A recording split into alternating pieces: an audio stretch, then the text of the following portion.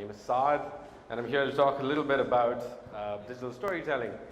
And I'm from Singapore, which is about 17-hour flight away from here, so it's literally on the other side of the planet.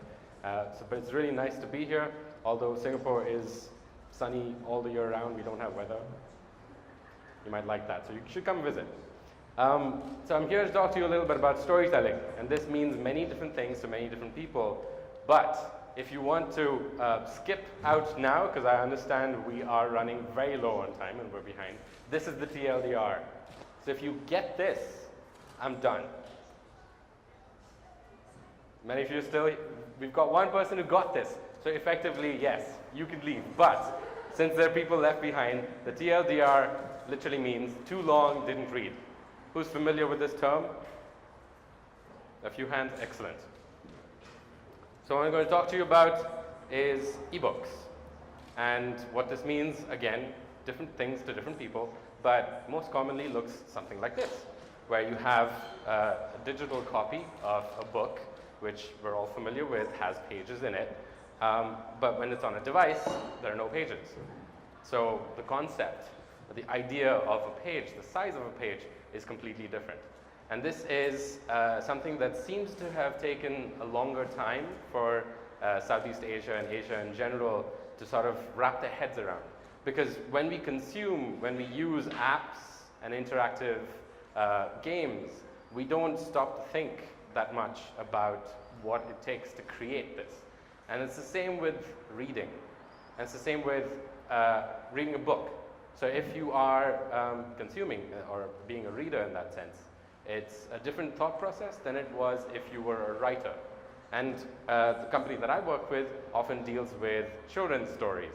So if you look at stories for children, it's a very simple concept where you have, say, a cat and a dog and a few words. When you read this book, it seems very simple. But when you think, okay, fine, this is so easy, I should be able to write a children's book.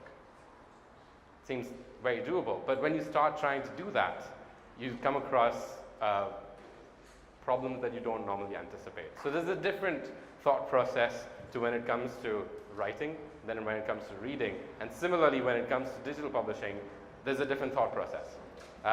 When you publish an app, for example, you're thinking about a different set of constraints. When it comes to doing an ebook, it goes digital. But what we seem to be doing is applying the same ideas of print publishing to digital, and it sort of falls down. The question that people still seem to keep asking is, how big is your page? I want to publish digitally because it's easier, it's cheaper, I can reach an international audience, but the question that people keep asking is, how big is your page? It doesn't really make any sense. Because then what you wind up with is a scenario like this. Now you've got ebooks, it's digital, it's available to everybody around the world, but in order to get your book distributed, find readers, you're competing in a market space that is overcrowded. People search for things. People don't browse anymore. You don't walk into an app store and pick up things off the shelf and say, oh, look, this is a nice app. What's next to it? Oh, wait, hang on. I'm not in a real store. So you search for things with keywords, and that's how it works with ebooks.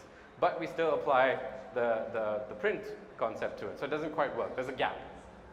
So what I'm here to talk to you about is the overlap of the gap. And it's kind of like what Walid said in his presentation earlier, the overlap of technology and science, art will create magic.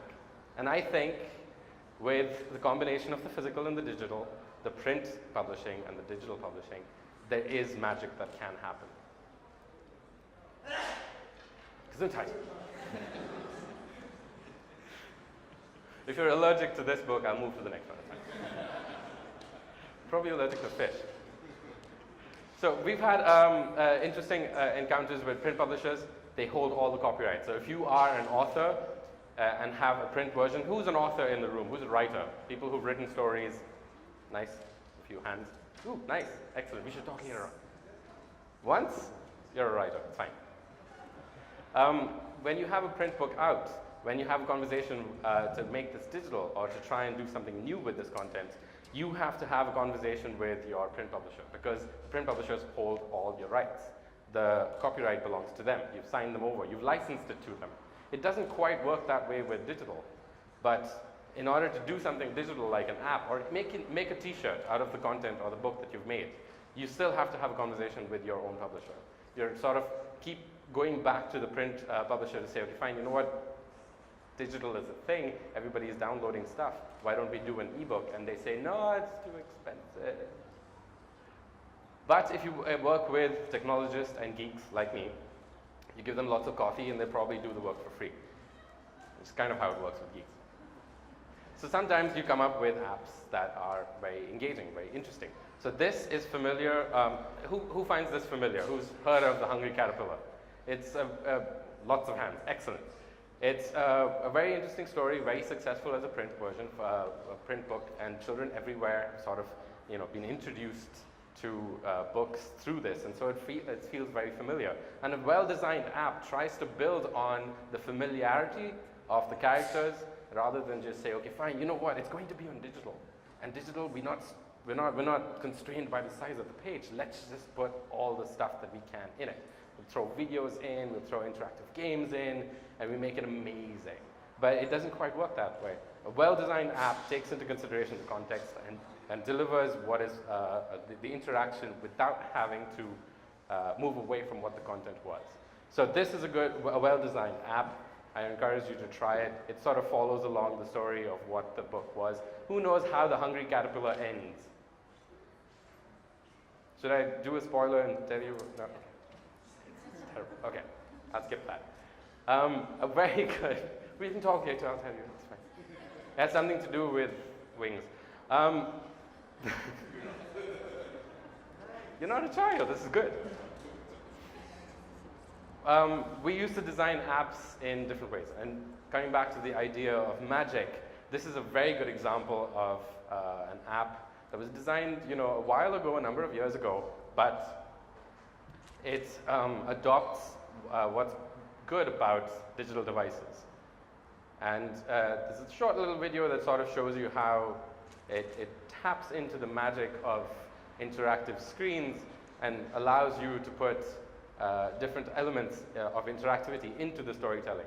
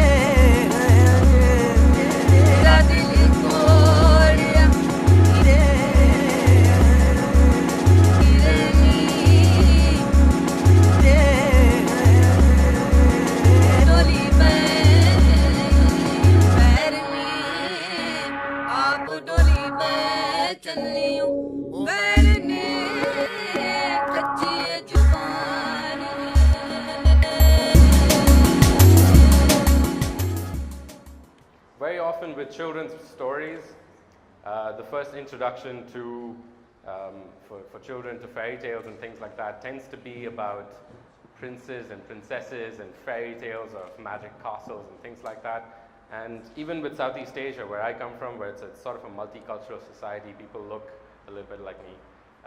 But with Chinese people and Indian people and Southeast Asians in general, that culture is a little bit different. We don't really have castles, and we don't really have, in our cultural heritage, concepts of knights in shining armor coming to rescue us.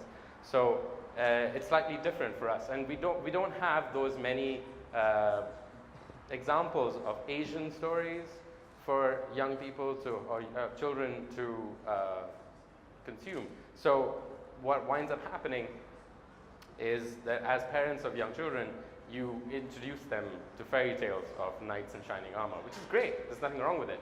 It's just that we seem to be ignoring the Asian context. And this is a good example of bringing in some of that Indian flavor from the Indian mythology into what an app could look like if done this way. If you'd like to take a look at the app itself and what it can do, I highly recommend you look up Khoya, K-H-O-Y-A. It's a very nice, very sort of traditional approach to designing apps where the user interface has a sort of papery feel, a very old kind of skeuomorphic design it used to be called, but we've moved on from that. But the point is that it tries to treat the device as a medium and not a replacement for something that is paper, something that is tactile, something that is two-dimensional. It treats it as three-dimensional, and it sort of uses its features, which is nice. So, quick jump cut to something amazing, which is what we all have been talking about and experiencing in various kinds. This seems to be the next big thing as far as medium is concerned, and user experiences and design and storytelling and yada, yada, yada, and whatnot. But it is amazing because it is VR, and it is now become sort of part of our language, part of our wealth and chow. And it's common, as in there are consumer versions that are available. The Sony PlayStation VR is affordable and available for people to download, to add to their PlayStation consoles. And it's designed for entertainment. It's designed to be sort of a low resolution, but VR introduction to VR worlds. So there's a lot of content that's now starting to be developed, and there's some interesting work that's being done using these devices. The stories that are coming out tend to be like action stories or games that let you kill people in 360 and experience things blowing up, and all of that's great. But there's also stories of refugee camps done in 360, or stories or experiments that involve pigeons and cats and dogs on a platform, which you can experience in 360. By putting this thing on, you're immersed into the story, which is nice. You could do this wirelessly without a console or a PlayStation. You could do this with the Samsung Gear VR, which lets you put your phone into it. And the idea, if you stop and think for a second, is a little bit absurd. I mean, what we're actually doing here is taking our phones and sticking it in front of our faces. That's what we're doing here, effectively. But we don't think twice about it because it's a good idea. It's a good innovation. It's using the screen that you already have and repurposing it to provide an immersive experience, which is great. I love that. Well, Microsoft, who I don't like very much, has something which is not so accessible. That's $3,000. But they do work with mixed reality. The idea where it's not just virtual. Once you put this thing on, you're in a different world altogether. You leave your existing world behind. Mixed reality is an interesting idea, and the HoloLens, Microsoft HoloLens. Let's not talk much about Microsoft because they didn't let me play my video. This, again, an idea of innovation there is a very good one. And we're sidestepping the storytelling a little bit. I'll bring us back to it in a second, because ideas like this make technology accessible, and not just accessible to people who are game developers or artists or magicians, but also to storytellers, people who are writers, people who are authors, and who have narrative. Narrative is something simple. It's got a beginning, it's got a middle, and it's got an end. You follow along. There's a lot of variation in between, and you can do lots of different things, but that's what a narrative is. And that's what a narrator does. That's what a storyteller does. So technology like this, innovation like this, which is cheap, accessible, foldable, you can send it across, people can use it with their own devices, is good. Kicking it up a notch, recently came across through the Global Innovation Gathering that happened recently in Berlin. I came across somebody who designed a brilliant product which sort of kicks the cardboard concept up a notch, and it is this. It sticks in your pocket, and you unfold it. It's a pair of glasses, but you can stick your phone in there, and what you can do then is look through it and experience virtual reality, much the same way as Google Cardboard does. So it's very cool, and there's a lot of innovation happening around this. So how about we channel this into storytelling? Google also introduced something called Spotlight Stories. Now, who's heard about Spotlight Stories? Has anybody heard this? One person, two, maybe three. It's an interesting idea. What it does is it creates a 360 story, much like what you've experienced on Facebook 360 or using the VR headsets or whatnot. But it turns your phone into sort of a window into the story that's taking place. It transforms it into the world where a mouse with a red hat runs around and something happens. It's called a windy day. I recommend you download it and take a look. It makes for a nice demo, but we're running out of time. Google went on to make Project Tango, which is again a very interesting mix of virtual reality and augmented reality using new devices that have better resolution, better tracking, and so on. Also a very good, very exciting thing. Natural History Museum, American Museum of Natural History is doing one with dinosaurs, but it's starting to be applied in educational contexts, which again is very interesting. One last thing I want to really quickly point out, is anybody familiar with this? It is a leap motion. 3 or 4 hands. What a leap motion does is a tiny little device that sits in front of your laptop or your desktop and it lets your computer see your hands, right down to your fingers. You're familiar with the Kinect, which allows you to jump around in front of your TV screen and play games, but the leap motion is something which tracks the dexterity of your fingers. So you can, for example, pluck a flower and then pluck the petals off the flower. It is that detailed. So it lets you to do these things. And what I want you to do is to keep these things in mind because they play into the sort of storytelling that writers would do and allow you to think about different ways of interacting with different characters in the story. So Oculus, very early on, worked, while they were developing their product, decided to work with Leap Motion to create sort of a synergy between the two. So you can actually wear your headset and track your fingers. But this is kind of earlier on. Now it's been replaced with more interesting technology. Okay, so that's great. So now what? Context. When we take something that is as physical as this, is anybody familiar with this, the tangram? Yes, yes, yes. Young people raising their hands. This is excellent. So you have wooden blocks, and this is an ancient Chinese puzzle. It's been around for centuries. And the way it was introduced to children is with a book that gives you various solutions, and you're given these puzzle pieces, and you have to rearrange them in various shapes in order to get the result. That was taken up a notch with this, which is a video. If you can play this, it will be nice. Osmo is a company that looked at the physicality of this device, this puzzle, and brought a digital aspect to it, and it looks like this. You can play with these colorful wooden pieces.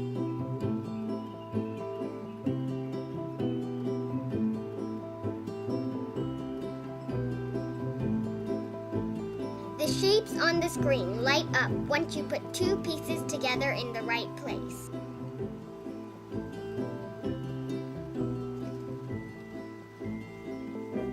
The goal is to make the object on the screen with the tangram pieces.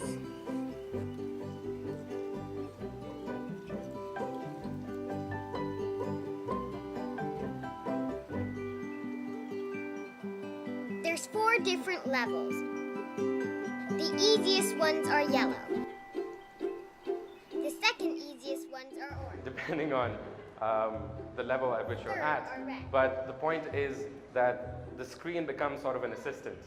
You're not tapping the screen anymore. The easiest thing for parents to do with children is, oh look, there's an app for kids. This will shut them up at the back of the car, so let's give it to them. And then the kids are sort of staring at the screen, and it's not very healthy.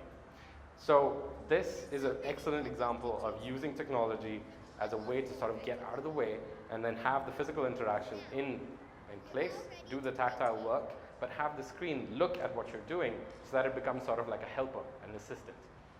I have another video on the next slide, if you can play this as well. Osmo also then later on introduced the masterpiece. A quick word about the business model behind this is the app is free. The digital part is free. You can download it. but they sell the puzzle pieces. So that's how they make money, which is an interesting model.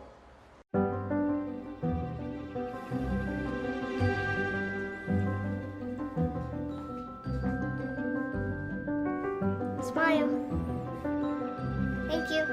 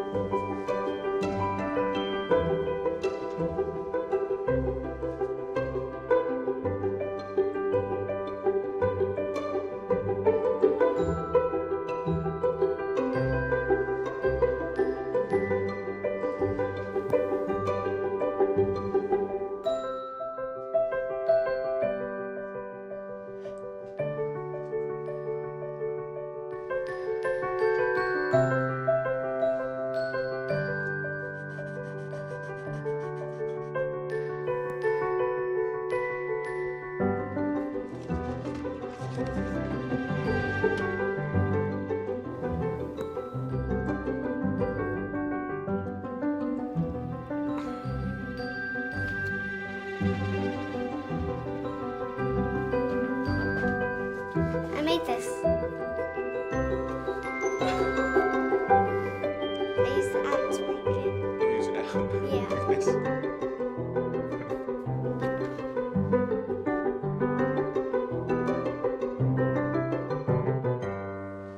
So the combination of, I think, correct.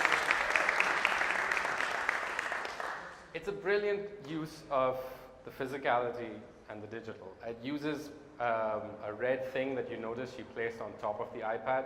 So all they did was, Osmo, all they did was they produced a plastic holder to keep the iPad upright at a particular position. And they use this amazing new technology, not new technology, technology that they added onto the camera.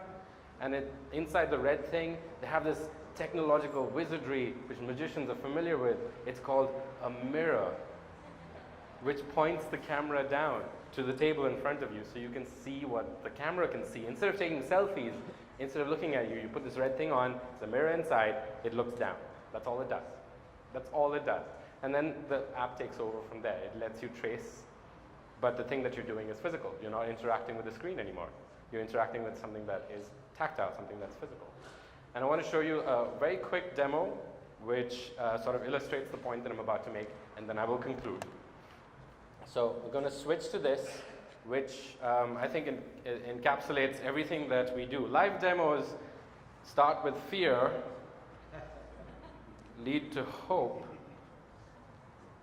that this might work, but there's everything in between.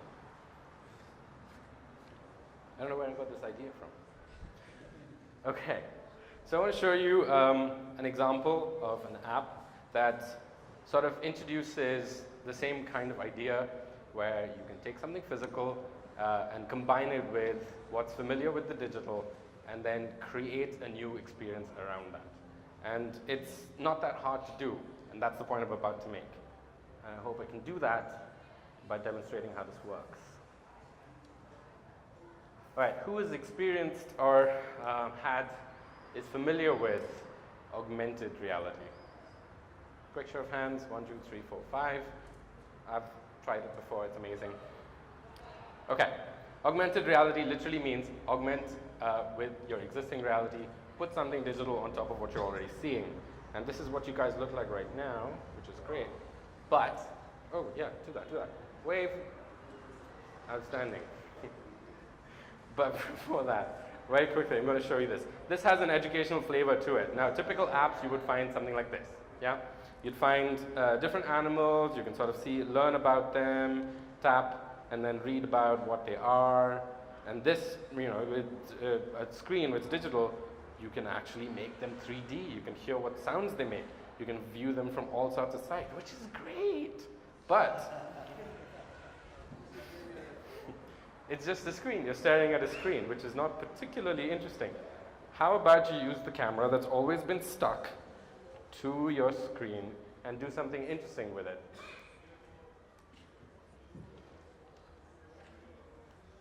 All right, so this new technology is called cardboard. It's paper, except slightly thicker, and it's got illustrations on it. You're all familiar with this. There's nothing new about this. It's printed the same way that the brochures were printed. But if you stick this in front of your camera, what you have is an elephant. Yeah? Oops, okay. Honey, I Shrunk the Elephant. Okay. But what's nice about this is that it puts it in your hand and sort of makes it accessible, makes it engaging. I mean, it's novel, you know, there's nothing particularly fancy about it, but what's nice is the way it's been designed. You know, it's a card that's meant to be a flashcard. It comes in a deck like this of cards, and they're meant to introduce alphabets to kids. And so E is for elephant. The same way that you would look at the picture that's on it, you would now look at the 3D thing. But holding it in your hand somehow feels a lot more natural. And it's been designed to look realistic. It's not a cartoon elephant. The same way that the illustration that's on the card sort of illustrates what an elephant would look like in real life. You know, so the design, the thought that's gone into this is contextually relevant. The technology that's being used is in a relevant fashion. That's what I like about this. What these guys, the Octagon Studios, have done is gone one step further. And I want to quickly show you this. You have a monkey. Let's try what a monkey looks like. There you go. It's a monkey.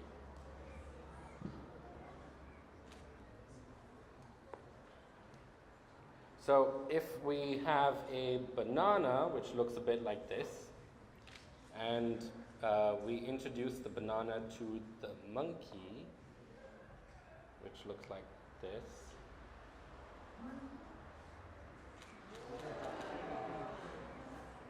Sort of leaves his card and goes over to the banana. I mean, how about that? Let's see what that happens with. Can we try this with something else?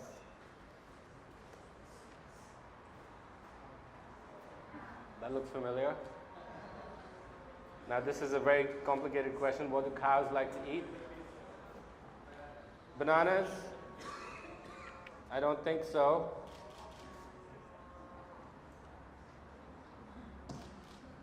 I think they like to eat grass.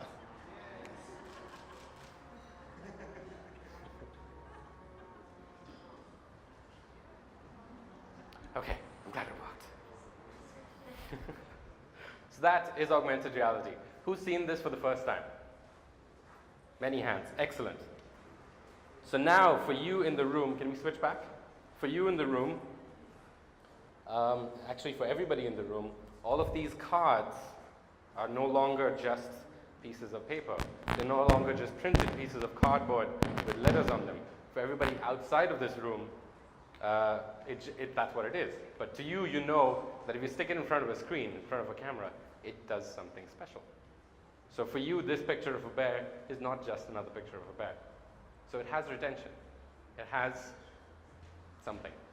What you do with it is up to you. And the examples that we see of using and adopting augmented reality tend to be rather underwhelming. They tend to be in a marketing context, and I've worked on this before. But if you look at China, for example, or China, then you'll see that they tend to be very commercially driven. They use augmented reality as a way to engage their customers and audiences, to give away prizes, to give away offers. And in China, everything is rather large scale. So the number of users they have is phenomenal.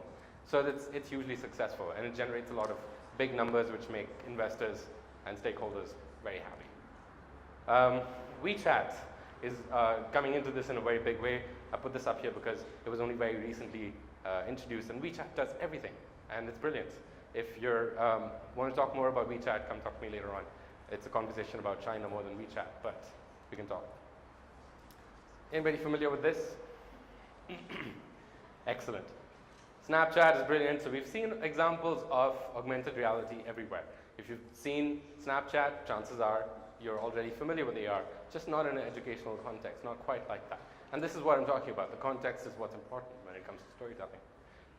With Facebook camera, they sort of jumped onto this bandwagon, and now you can make yourself look like a reindeer, which is so much fun.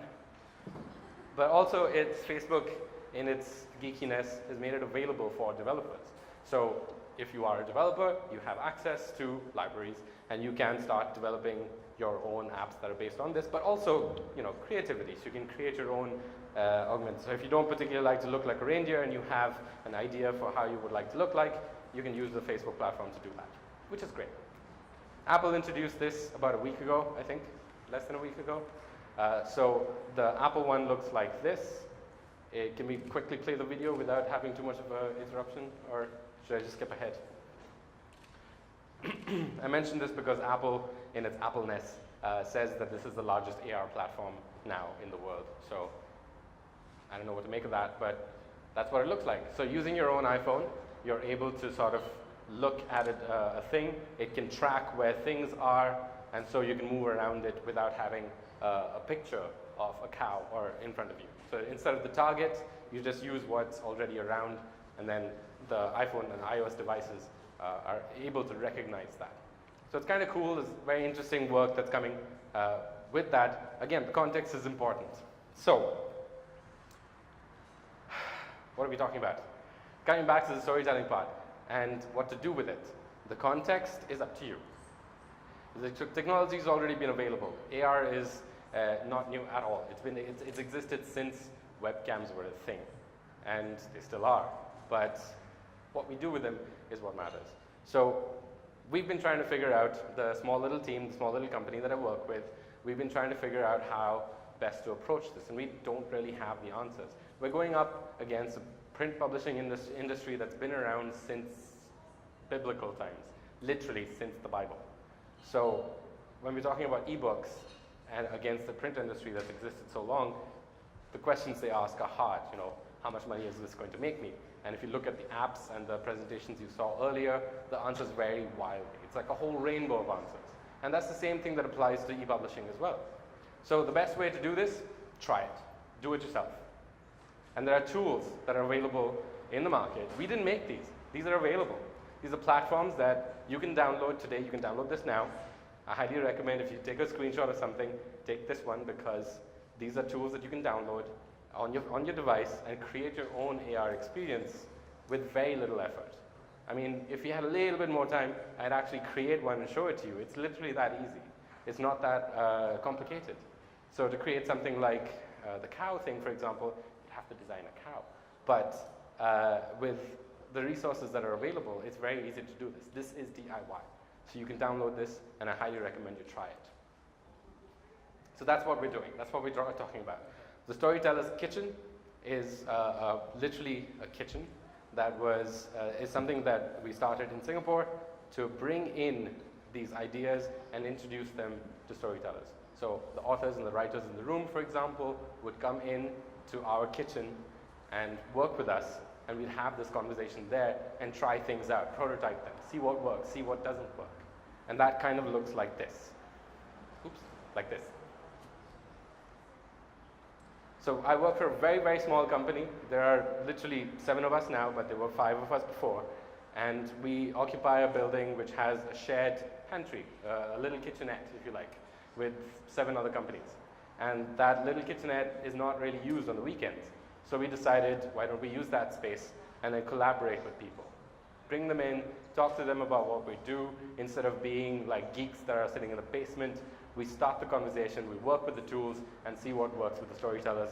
And that, I think, is an idea that we should follow, I think, when we're experimenting with new mediums and new ideas and new technologies. And it looks like this. It's kind of fun. They're not sad. I mean, they were paid well to take these smiley photos, but we brought in outsiders, introduced AR to them. Again, Layer, this is brilliant. We did this for Valentine's Day. People had a lot of fun.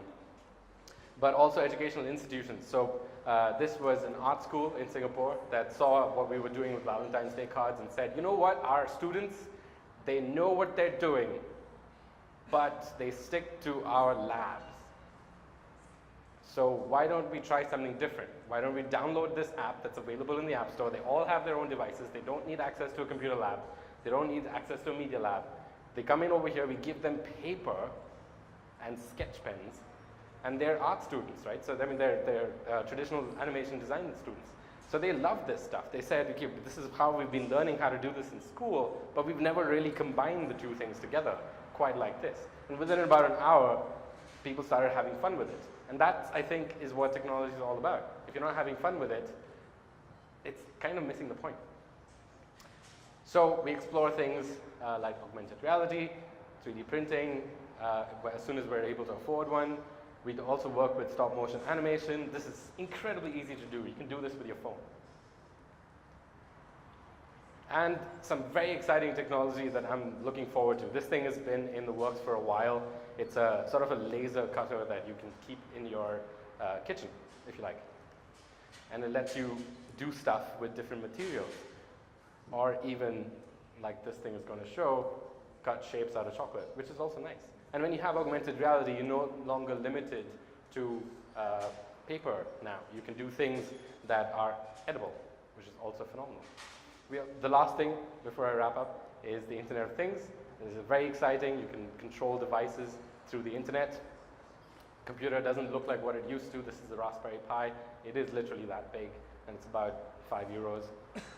So you can put all of these things together, create a new context, create a new user experience, and perhaps wind up with something as crazy as this, which is a paper-folded dinosaur that you can control from the internet. So it's DIY merchandising.